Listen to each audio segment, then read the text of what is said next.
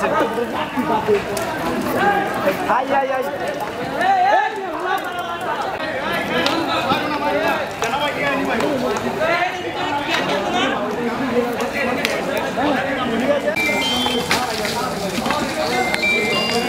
Ada que le paga marcasen, Bárbara Isla.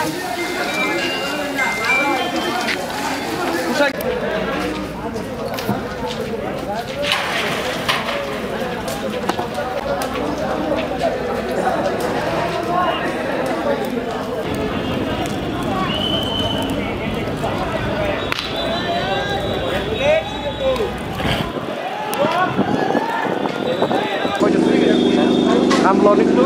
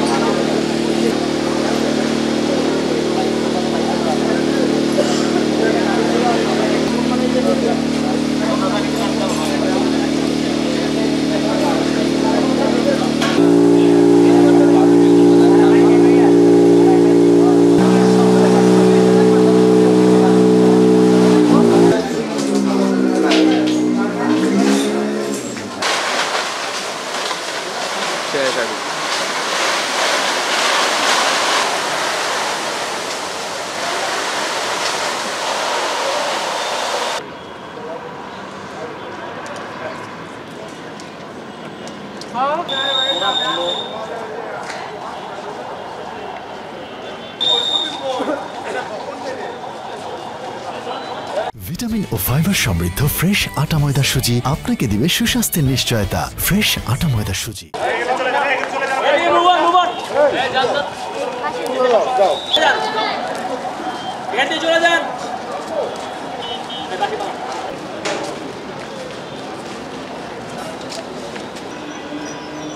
সকালে আমরা সবাই এখানে অবস্থান নিয়েছি। তারপরে আপনার যারা দীপু ভুইয়ার যারা লোক ছিল, ওমর টোমর যারা যারা আছে, নুরু, ওরা অনেক মানে ওদের সন্ত্রাসী বাহিনী এবং কি আওয়ামী লীগ যে বাহিনীগুলো ছিল তারা আমাদের উপরে অনেক গুলি করছে, যা মানে বলার মতো না। তো আমাদের এখানে আইসা যে গাড়িগুড়ি অফিস টফিস যেগুলো আছে সব ভাঙচুর করছে এবং কি জ্বালাই দিছে। আমাদের প্রায় 50টার মতো ফুন্ডার ওরা নিয়ে গেছে। আবার ওই যে রোডের মধ্যে দেখবেন আপনারা যে ফুন্ডারগুলো পুড়ছে, প্রায় এখানে 6-7টা ফুন্ডার এখানে আছে। আর বিষয়টা হচ্ছে যে ওরা যেভাবে অ্যাটাক করছে, আওয়ামী লীগ সব কিছু নিয়ে দীপু ভুইয়ার যে লোকগুলো আছে ওনার এগুলো এই সম্বন্ধে আমরা তীব্র নিন্দা জানাই। কি নিয়ে ঘটনাটা ওরা কি নিয়ে এটা জানি না, কিন্তু আমরা এখানে ছিলাম, হঠাৎ করে এইভাবে আমাদের আক্রমণ করছে। আড়ত নিয়ে বিষয় হয়েছে, আড়তটা হয়েছে আমাদের সেলিম ভাইয়ের আড়ত, যে আপনারা জানবেন হাইকোর্টের মধ্যে ওনাকে এটা দিয়েছে। তো ওনার এই আড়ত নিয়ে ওরা আরও বেশি, এই আড়তের মধ্যে অনেক চাঁদাবাজি করে ওরা। তো আমরা এই চাঁদার জন্য বলছি এখানে কোনো চাঁদাবাজি হবে না।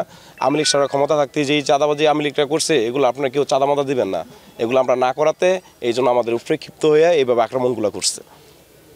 গুলি করছে আপনার এই অলি, শুটার রিয়াজ, পরে হয়েছে রাকিব, এগুলা সব আওয়ামী লীগ পন্থী ছিল। এটা এরা অনেক দিন ধরে এটা পরিকল্পনা করে পরে আজকে হামলাটা দিচ্ছে। আমরা সকালবেলা আওয়ামী লীগের দালাল যেমন গাজীর পাপ্পাদেরকে নিয়ে আমরা একটা শোডাউন করছি, যাতে তারা এই আড়তে কোনো দখলদারি করতে না পারে। আমরা এই শোডাউন করার পর দীপু ভুইয়া তাদের আওয়ামী লীগের যে ক্যাডার বাহিনী, এই ক্যাডার বাহিনী আপনার এই যে হীরা বাহিনী, তারপর রিয়াজ বাহিনী, সব বাহিনীদেরকে নিয়ে এসে আমাদের উপরে গুলি বর্ষণ করছে এবং কি আমাদের যত গাড়িগুলি ছিল সব লুটপাট করছে এবং কি আমাদের সব গাড়িতে আগুন লাগিয়ে দিয়ে গেছে। এবং আমরা দেশ নাম তারেক রহমানের কাছে বিচার চাই, দীপু ভুইয়ার সাথে আওয়ামী লীগের ক্যাডার বাহিনীগুলি কি করে। এটি হইতেছে সম্পূর্ণ মিথ্যা বানোয়াট। আসল কথা কি, কেসুনু সম্রাট, আমরা হইতেছে রাজনীতি নেতা, আমরা রাজনীতির কর্মসূচি নিয়ে ব্যস্ত থাকি। আমরা কেউ বাড়ি ঘর বাঙ্গাল অগ্নিসংযোগ আমরা এটি নিয়ে ব্যস্ত থাকি না। আমরা হইতেছে আমরা আজকে একটা কর্মসূচি ছিল, কর্মসূচির মধ্যে হইতেছে ওই যে আমার বিগত আমলে যোদ্ধা ওমর বইলা গেছে, এই স্বেচ্ছাসেবক দল যে সময় মিছিল নিয়ে যাচ্ছিল আমরা পাশে ছিলাম, হেরা উপর থেকে চকলেট গুলি বিস্ফোরণ করে। আমাদের যারা আমাদের সহযোদ্ধা ছিল তাদের হাতে কিছু ছিল না, তারা উপর থেকে করছে, সেনাবাহিনীরা দেখছে, উপর থেকে গুলি করতেছে, চকলেট বিস্ফোরণ করতেছে। আসলে এই সেলিম প্রধান হইতেছে আপনার আওয়ামী লীগের কিছু সম্রাট ছিল, ওনার দীর্ঘ সময় এই সন্ত্রাস বাহিনী দিয়া আমাদের বিএনপির উপরে নির্যাতন জুলুম নিপরণ করছে, এখনো করতেছে। পাপ্পার নেতৃত্বে এই ওনার হইতেছে সন্ত্রাস। আসল কথা হইতেছে ওনার দলের কেউই না, এটা আওয়ামী লীগের হইতেছে কেসুনু সম্রাট, এটা সবাই জানে সেলিম প্রধান কে। আমরা এসবের মধ্যে কোনো জড়িত না, তারা শুধু শুধু আমাদের দলের উপর এই ক্লামটা দিতেছে, আমরা এর সাথে জড়িত না। এটা আসলে একটা সাজানো নাটক, ভিত্তিহীন জিনিস। আমরা রূপগঞ্জের প্রতিটা ইউনিয়নে আওয়ামী লীগের বিরুদ্ধে, আওয়ামী লীগের সন্ত্রাসীদের বিরুদ্ধে বিক্ষোভ মিছিল সমাবেশ করতেছি। সেই দ্বারাই আমরা গোলাকান্দিল আজকে বুলতা এবং গোলাকান্দিল যৌথভাবে এই সমাবেশের আয়োজন করি। এক্ষেত্রে আমাদের স্বেচ্ছাসেবক দল, ছাত্রদল, যুবদল, শ্রমিক দল, বিএনপি সবাই প্রস্তুতি নিয়েছে।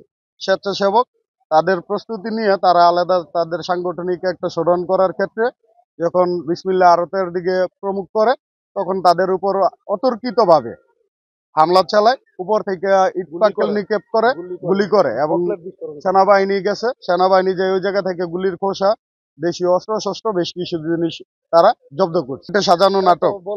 আমরা যখন আমাদের সহযোদ্ধাদের উপর হামলা করছে, আমরা এই অন দ্য স্পট এই জায়গায় ছিলাম। তাৎক্ষণিক আমরা খবর পেয়ে যে অবস্থায় ছিলাম আমরা দৌড়ে গেছি তাদের উদ্ধার করার জন্য। দুইজন না, আমি আসলে একজনের গুলিবিদ্ধ হওয়ার খবর শুনেছি। তারপরেও যদি দুইজন হয়ে থাকে আমি পরবর্তীতে বিষয়টা দেখব। আর এই যে অগ্নিসংযোগের যে বিষয়টা, এটা অবশ্যই দুঃখজনক। একজন সাধারণ নাগরিকের বাড়িতে এ ধরনের হামলা কোনোভাবেই কাম্য না। বিশেষ করে আপনারা জানেন দেশে একটা বিশেষ অবস্থা চলছে, এই অবস্থায় এই সমস্ত বিষয় একেবারেই গ্রহণযোগ্য না। যেই করুক, যারা এই ঘটনায় জড়িত থাকুক, আমরা অবশ্যই তাদের বিরুদ্ধে আইনগত ব্যবস্থা গ্রহণ করব। এখনও আমরা আসলে কাউকে গ্রেপ্তার করতে পারিনি। আমরা ধারণা করছি যে এই আড়তটা নিয়ে বিরোধের জোরেই হয়তো হইতে পারে। আমরা একটু তদন্ত করে দেখি আসলে কারা জড়িত, তারপর আমরা সেই অনুযায়ী আইনগত ব্যবস্থা গ্রহণ করব এবং যদি প্রয়োজন হয় অবশ্যই গ্রেপ্তার করব আমরা। না, আসলে এইখানে আপনার জানেন যে এই ল্যান্ডের মালিক যিনি, উনি দাবি করছেন যে উনি 10 বছরের জন্য কাউকে লিজ দেননি। আর যারা এখানে দোকানদার রয়েছে তারা বলছেন যে 10 বছরের জন্য তারা দলিল মূলে সেখানে লিজ নিয়েছেন। তো এটি আসলে আদালতের নিষ্পত্তিযোগ্য বিষয়। আদালত যে রায়টা আমাদেরকে দিবে আমরা সেটি বাস্তবায়ন করব। বাট আজকে যে ঘটনাটা ঘটেছে আমরা এটা তদন্ত করে দেখছি, যারা দোষী আমরা সবাইকে শাস্তির আওতায় নিয়ে আসবো। না, আমরা তো জাস্ট আসলাম, আমরা দেখছি এবং আমরা অবশ্যই গ্রেপ্তার করব। আমাদের সার্কেল এসপি রয়েছেন, আমাদের ওসি সাহেব রয়েছেন, অবশ্যই আমরা তদন্ত করে আমরা গ্রেপ্তার করব।